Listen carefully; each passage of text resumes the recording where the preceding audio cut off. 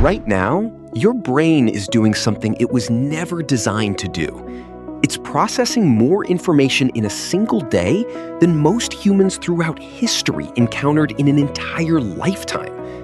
And most of us have simply accepted that as normal. But your brain hasn't accepted it.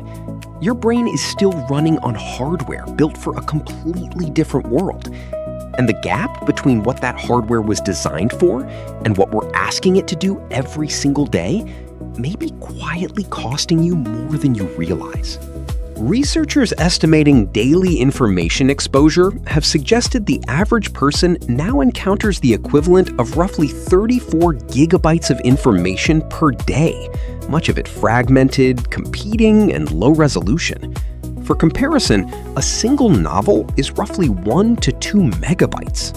But here's what neuroscience researchers tell us. The human brain's attention system was not designed to scale like that. Research on selective attention, including foundational work from cognitive neuroscientists at MIT, has demonstrated that the brain fundamentally cannot process multiple streams of information simultaneously. What we call multitasking is actually rapid task switching, and it comes with a measurable cognitive cost every single time. Each switch leaves what researchers call attentional residue, a fragment of the previous task still occupying working memory while you try to engage with the next one. Multiply that by hundreds of context switches per day. That is the actual workload most modern brains are carrying. When the brain is exposed to sustained information overload, it doesn't just feel unpleasant. It undergoes measurable changes. Neuroscientists researching the overloaded brain describe how decision fatigue and information overwhelm actually deplete the prefrontal cortex, the part of the brain responsible for judgment, planning, and impulse control. When that region becomes depleted, you don't just make worse decisions. You become more reactive, more irritable, and less capable of the deep thinking that actually matters to you. Research published in the journal Psychological Science found that the mere presence of a smartphone on a desk, even face down, even silent, reduces available cognitive capacity because part of your brain remains allocated to managing that device. Let that sink in. The phone doesn't even have to be on. Your brain is still spending resources on it. Now, scale that to an entire digital environment. Multiple devices, constant connectivity, ambient noise from notifications, the expectation of instant response, and you begin to understand what the modern brain is actually managing at any given moment.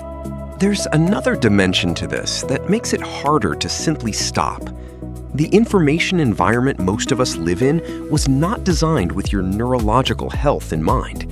It was designed around your brain's dopaminergic reward system. Neuroscientists have distinguished between wanting and liking in the brain's reward circuitry. The dopamine system drives wanting, the anticipation, the seeking, the checking. But liking, actual satisfaction, is a separate neurochemical system. And the architecture of most digital platforms optimizes heavily for wanting. Variable reward schedules, the same mechanism that makes slot machines addictive, are embedded in social feeds, email inboxes, and notification systems. You don't know if the next scroll will bring something meaningful or nothing at all. That unpredictability is precisely what keeps the dopamine system engaged. So the brain isn't weak for getting caught in these loops. The brain is doing exactly what it evolved to do, seeking information in an environment that was specifically engineered to exploit that behavior. What chronic information overload takes from us isn't always obvious in the moment. It accumulates in the background. Cognitive neuroscientists have found that the brain's rest state, the quiet moments between active tasks, is not idle. It's when we consolidate memory, process emotion, build narrative coherence, generate empathy, think creatively. The default mode network is where much of what makes us human happens. But that network requires mental downtime to activate. And many people are no longer giving their brains that downtime. Every gap gets filled, waiting for a coffee, riding an elevator, sitting at a red light, walking between meetings. Stimulation rushes in to fill what used to be processing time. The result, researchers warn, is not just fatigue. It's a measurable reduction in creativity, emotional processing, and self-reflection, the very capacities most needed for leadership, parenting, problem-solving, and genuine connection. There's a specific kind of tiredness that comes from information overload. It doesn't feel like the tiredness after physical exercise, where the body is depleted and rest comes naturally. It feels more like a low hum of unfinished business. That's because it often is. Research on the Zeigarnik effect, named after a Soviet psychologist, Bluma Zeigarnik, and later built upon by memory researchers, shows that the brain assigns ongoing cognitive resources to incomplete tasks, open loops. Every unanswered message, every decision deferred, every tab left open represents a small but real allocation of working memory. And modern information culture generates dozens, sometimes hundreds of open loops per day. You're not imagining the buzzing sensation in your mind at 11 p.m. Your brain is genuinely running a background process on every unresolved item in your cognitive queue. Add to this the blue light exposure from screens suppressing melatonin production, well documented in sleep research, and you have a brain that is simultaneously depleted and prevented from recovering, exhausted but wired, full but unsatisfied. Individual behavior matters, but it doesn't exist in a vacuum. Occupational health researchers consistently identify the organizational environment as one of the strongest predictors of cognitive overload and burnout. A landmark research model shows that stress becomes most damaging when demands are high and control is low. Many modern knowledge work environments have dramatically increased informational demands. More channels, more tools, more responsiveness expectations, without proportionally increasing worker autonomy or recovery time. The result is a ratchet effect. Each new communication tool gets added to, not replacing existing ones.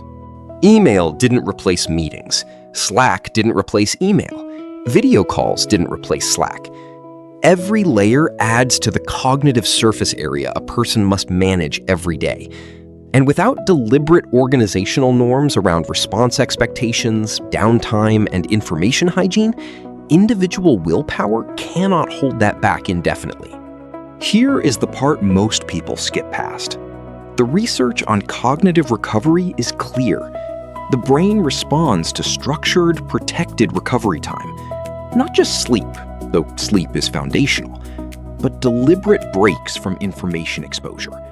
Periods of low stimulation, social connection that isn't mediated by screens, nature exposure, physical movement without simultaneous content consumption.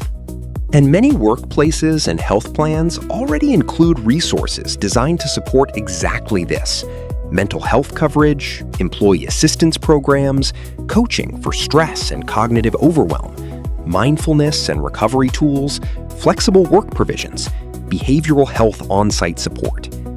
But research on help-seeking behavior consistently shows that high-functioning people are among the least likely to use these resources, not because they don't need them, but because they've internalized a narrative that needing support means something has gone wrong with them personally. It hasn't. Your brain under information overload is not a character flaw. It's a biological response to an environment that evolved faster than your neurological hardware could adapt to. And the most effective thing you can do is not white-knuckle through it alone. It's to use the recovery infrastructure that already exists around you before the overload becomes something harder to reverse. Your brain is not broken. It is doing something remarkable, attempting to function inside an information environment it was never built for, while continuing to show up for the people and work that matter to you. But remarkable effort is not the same as sustainable effort. The neuroscience is clear. Brains that recover, perform. Brains that don't recover, eventually can't. The question isn't whether your cognitive load is real. It is. The question is what you decide to do about it, and whether you decide to do something before your brain forces the decision for you. If this landed for you, subscribe. More videos on cognitive load, nervous system regulation, burnout, and the neuroscience of modern work are coming. And if you have access to mental health, well-being, or coaching support through your workplace or health plan, use it. Not when you're in crisis, now. Because the research is unambiguous on one thing. Early support works better than late support. Your brain kept you going this far. Give it something back.